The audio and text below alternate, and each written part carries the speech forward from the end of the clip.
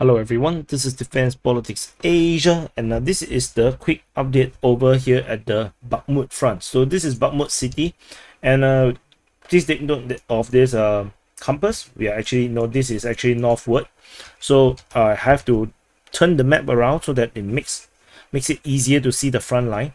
So we previously know that there is fighting over at Kurdyumivka. This is Kurdyumivka, and the Ukrainians are holding up the defense around here, and then they also are defending at Andriivka over here, and Ozarianivka,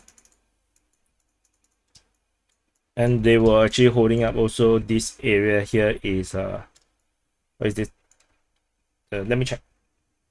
Yeah, so this this area here, this is Zelenopillya, Zelenopillya, or in Ukrainian. So they are holding this position, and then the Ukrainians already lost Marios, so the defenses were much higher. Over at this area here is Ozarianivka. So this is Ozarianivka, and the biggest thing that had happened was that the Russian forces have defeated these defenses, and they have already passed through and captured Andriivka, and they also attacked from this way. They captured Zelenopillya, and from the south and the east, so from these two sides, they captured the town of Ozarianivka. So, and all this happened over on the 28th, and by the 29th we actually have confirmation of the capture of Kurdyumivka, with the Russian forces going through, and they have already the Ukrainians actually tried to do a counteroffensive over the 27th against Marios, the position at Marios. They did try to attack out of Kurdyumivka on the 27th as well, and further up north they also continue to put pressure around the region of Opytne. They are trying to push out to draw the Russians away from this front line where they are under severe pressure, so that then the Russians will actually do this kind of thing. This did not actually happen. The Russians instead continue to push through very hard, and they actually attack towards Klishchiivka as well, and they are getting really close according to the intel, and this means that the entire Ukrainian line here, this entire line is breaking, and according to what we understand, the Ukrainians are now reinforcing the positions over at Klishchiivka as well as Opytne. They are pushing. They are now reinforcing these positions because of the breakthrough in the southern part of the Bakhmut Front, and they are unable to hold any more of this line here. As you can see, the next towns are actually pretty far away. It's here, here. And of course, there is some geographical positions, but without a town, it's a bit hard to hold position sometimes. So, tentatively, the line has been broken. We do not know where the Ukrainian lines after this breakthrough is. But what we understand is that the forces here is severely devastated, and they are definitely pushing backwards into a new defensive line, and this attack over at the south here, the counteroffensive of course also did not happen anymore. After 27th, there's no more.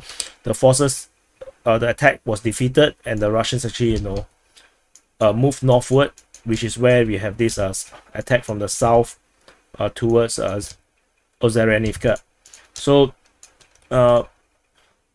over at Bakhmut, this is Bakhmut City, and the Russians, this Bakhmut City, the Russians are also pushing from on the southeastern part of Bakhmut, and there is also intel that you see this red icon here. This is actually rumors that the Russian forces have entered Opytne. So if this is true, which means that this counteroffensive has not worked out, and this may spell disaster. That means that the intel wrote that they actually captured the first town, so within Opytne. So which means that this entire southern side of Bakhmut will be blocked off, and this will allow the Russian forces to actually start to go according to what I've mentioned previously. I previously already did an analysis on the Bakhmut front, where the Russians will start to push towards Ivanivka, and to cut off resupply route that is going through here. And there's another route further up north where the Russians would also want to push through, and this will allow some kind of southern encirclement from the south.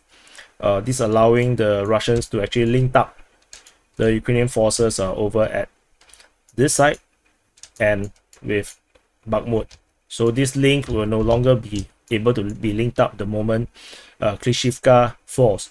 So we have a lot of information showing that the Ukrainians are actually trying to reinforce this area as soon as possible. There is redeployments of shells and artillery from the Zaporizhia region, where the Ukrainians are desperately trying to reinforce this line here as it collapses. And there is some rumors saying that the forces here is reinforced by the Russian military. But as far as my sources say, I didn't see Russian regular forces being mentioned in the forces attacking in this direction. The ones that are fighting here is actually the Wagner group reinforced by the Donetsk People's Republic militias. So this is the forces that was actually fighting in this area, and probably in this area as well. The Wagner forces, the private militia contractors, continue to be the main force that is actually conducting the operations over here in the Bakhmut front. I didn't see information of the Russian regular forces being deployed here. So anyway, this is just a quick update over at the Bakhmut front.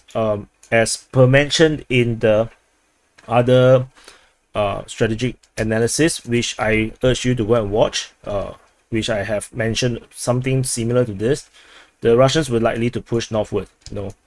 So on the northern side of the Bakhmut, they are likely to push Pehorodny again, Krasnohora, so that they can actually flank to Yakhidne, and actually complete the encirclement over here. So this is likely what I think will happen. The Russians are not going to go straight into Bakhmut. I do not think so, unless they are already confident. This is not happening unless they are very confident that the Ukrainians are totally encircled, no resupply can come in. Then they will likely go for a push inwards should the Ukrainian forces do not want to surrender. So a desperate situation over here in the Bakhmut front for the Ukrainian forces, and it's not looking really good, despite they should have more forces because of the redeployment from Kherson. So it might be a case where they redeploy most of the forces towards the Kharkiv region to conduct their offensive. But things are not looking good. Intel from the Russian side also shows that there is severe casualties over at the Bakhmut front for the Ukrainian side. So not good. So anyway, hope you guys are well, and I'll see you in the next update.